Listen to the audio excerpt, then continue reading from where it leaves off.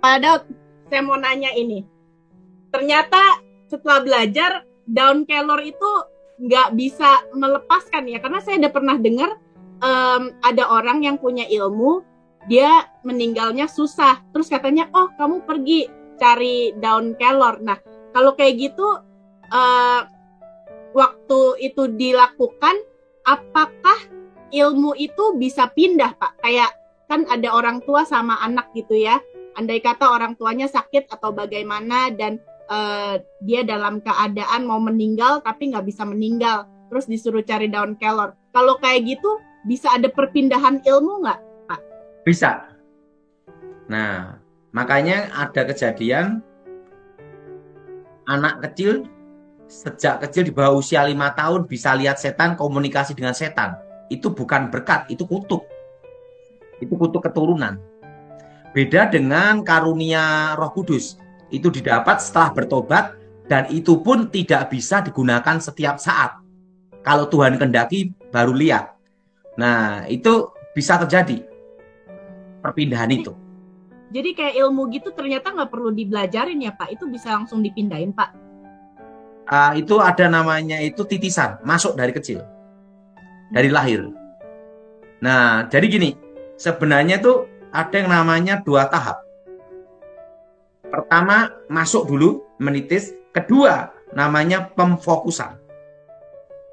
Jadi, terapi seperti ini. Dulu sebelum saya bertobat, itu waktu usia di bawah 5 tahun, saya itu sudah ada kemampuan kalau saya konsentrasi, benda-benda terangkat. Wow. Dan dulu waktu di bawah 5 tahun, itu bisa menggeser lemari. Dan tetapi kekuatannya itu tidak bisa memfokus. Karena kalau saya konsentrasi, semuanya ikut terangkat semua. Nah, waktu itu dikira itu adalah anugerah dari Yang Maha Kuasa. Nah, sehingga waktu ada korek api, kalau saya konsentrasi, korek apinya gini semua. Bukan hanya korek apinya yang gini, malah sekitarnya juga gini semua gitu loh. Karena waktu itu kekuatannya belum memfokus. Nah, itu sejak usia di bawah 5 tahun, tiba-tiba saya suka tidak makan, tidak minum untuk melakukan ritual bertapa sendiri. Tanpa disuruh. Nah, sehingga pada waktu usia 9 tahun, saya ketemu kakek nenek saya, yaitu guru saya, yaitu kakek buyut dari mama saya. Dan mereka memberitahu rahasia bahwa itu adalah dasar untuk menguasai ilmu santet. Nah, disitulah saya diajar untuk memfokuskan supaya kekuatan itu tidak menyebar, tapi satu titik. Sehingga pada waktu saya konsentrasi, hanya satu yang saya fokuskan itu, contohnya jarum. Jarumnya gini semua.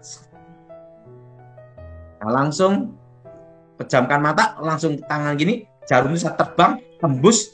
Itu waktu itu bambu langsung tembus, sok gitu semua. Nah, demikian kalau kena jantung. Bapak juga masa-masa dulu itu bisa kayak menghilang, kayak teleportasi gitu nggak, Pak, pindah ke tempat lain? Kalau menghilang tuh saya usia 10 tahun. Tetapi itu hanya batas Pulau Jawa, tidak bisa luar pulau. Karena ada namanya teritorial. Setan kalau pindah lokasi izin mutasi dulu. Dan itu jadi tidak boleh digunakan. Ya? Ada. Nggak bisa keluar negeri. Tidak boleh digunakan setiap saat. Karena setiap kali menggunakan akan mengurangi kehidupan. Oh, ada jadi jaraknya. Semakin umurnya pendek. Karena kalau dulu namanya menguras tenaga. Dan tapi itu sebenarnya ilmu untuk melarikan diri aja. Oh, tapi setelah bertobat udah nggak lagi kan, Pak? Udah enggak. Makanya waktu kasus-kasus di Indonesia penanggulangan teroris, ada yang punya ilmu menghilang, maka yang diperintahkan saya untuk bagaimana cara nangkapnya. Karena kita tahu. Saya pikir nggak ada jarak. Soalnya sahabat Bapak lagi ada Gilbert Lumoindong ada di Amerika sekarang, Pak. Mau melayani di Bethany hari Minggu ini.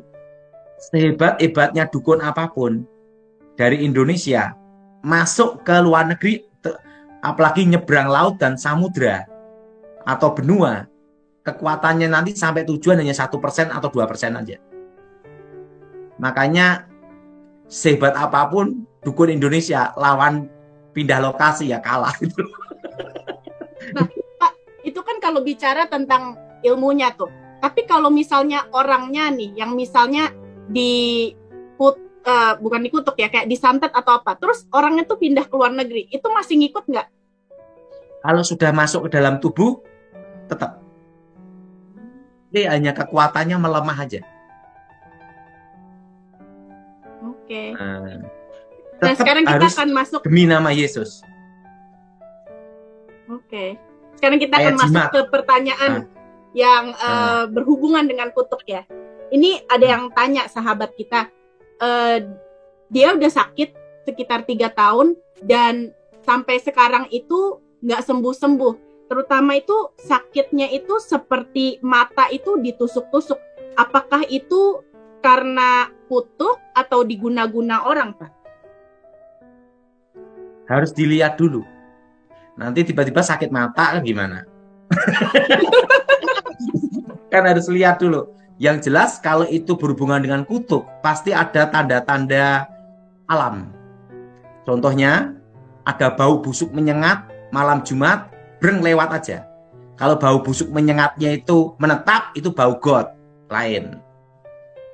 Nah, atau bau wangi, breng lewat. Nah, kalau menetap itu minyak wangi, beda lagi. Nah, ada lagi, kalau itu setelah itu ada namanya sering kedatangan burung gagak. Nah, burung gagaknya itu diusir selalu di situ terus. Nah, tetapi itu selalu di atap rumah. Tapi itu pada waktu hari Jumat dan setiap itu aja. Nah, tapi kalau burung gagaknya setiap hari di situ terus, hati-hati. Jangan-jangan punya sarang dekat rumah gitu loh. Harus dibedain di situ. Itu biasanya malam Jumat itu. Nah, setelah itu ada tanda seperti ada penampakan-penampakan dan mimpi-mimpi ketemu orang mati. Nah, itu baru langkah awal namanya, oh berarti ada hubungan dengan okultisme. Selama tidak ada tanda-tanda itu, berarti ya sakit fisik.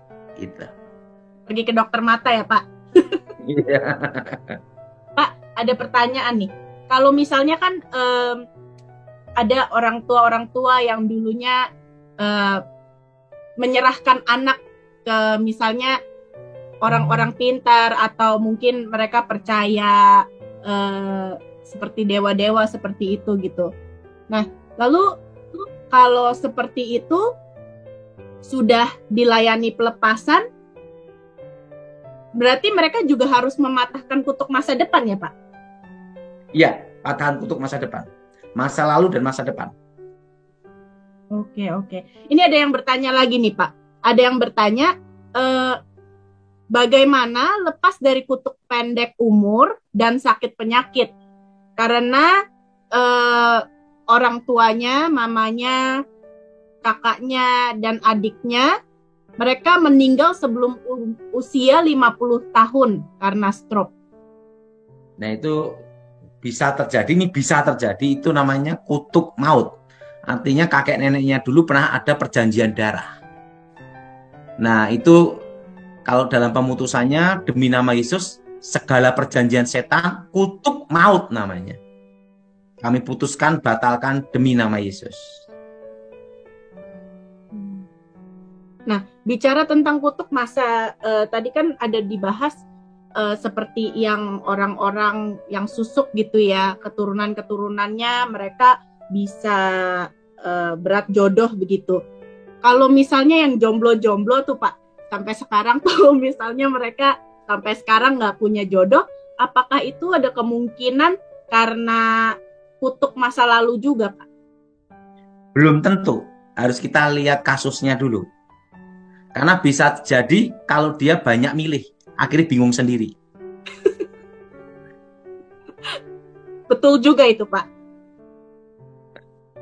Justru kadang itu, ini pengalaman hidup saya ya. Jodoh itu tidak jauh dari kita. Karena saya dulu waktu pelayanan kan sampai ke Amerika, Korea, berbagai negara.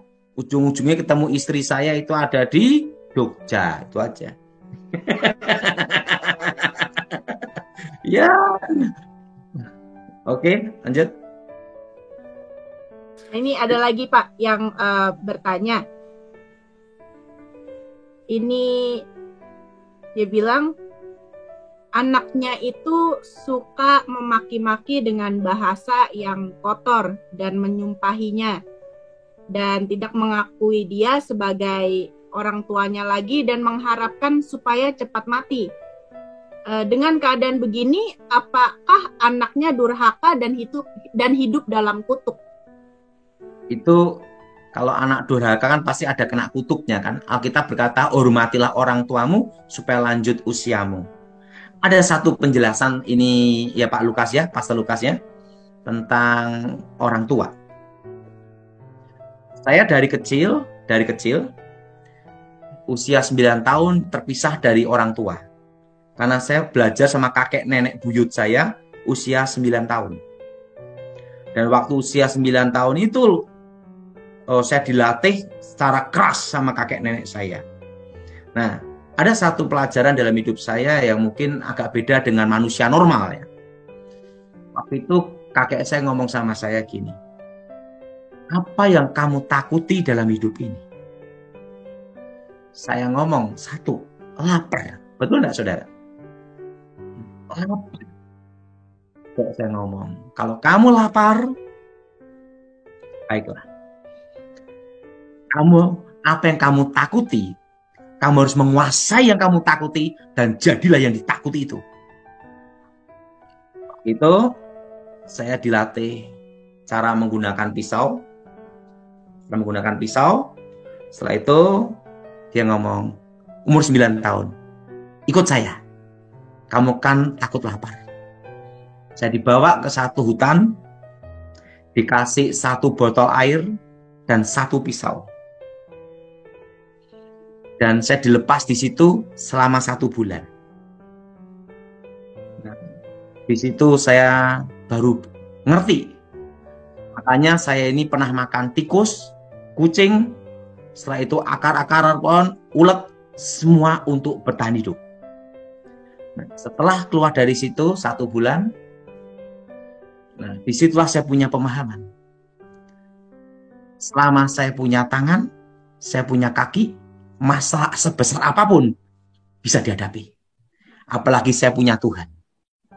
Nah, itu pelajaran dalam hidup saya sampai sekarang tentang survival.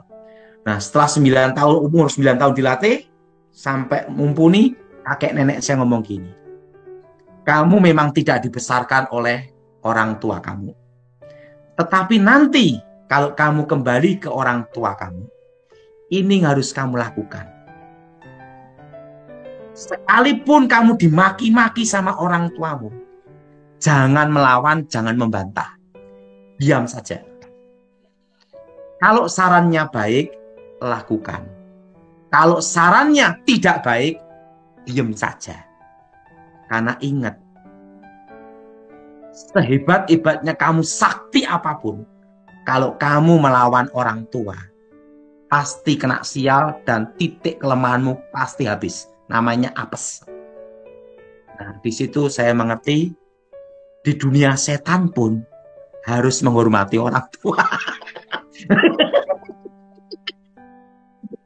Makanya ada kata-kata surga di telapak ibu itu.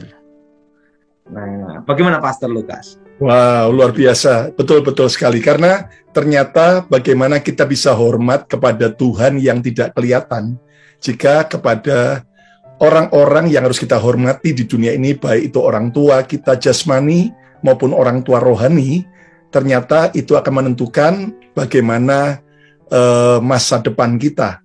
Dan apa yang kita lakukan sekarang juga dicontoh oleh anak-anak kita. Dan itu nanti akan betul-betul membuat kita melakukan sebuah taburan. Dan kalau kita nabur yang buruk, jelas akan menuai yang buruk. Nabur yang baik akan menuai yang baik, ya kan?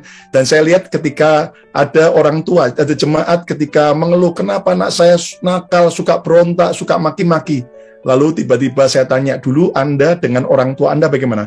Langsung dia tertunduk malu. Wah, saya dulu pemberontak, pembangkang. Nah, makanya putuskan kutub pemberontakan itu supaya akhirnya diputuskan tidak lagi ada sebuah kutub atau taburan yang salah.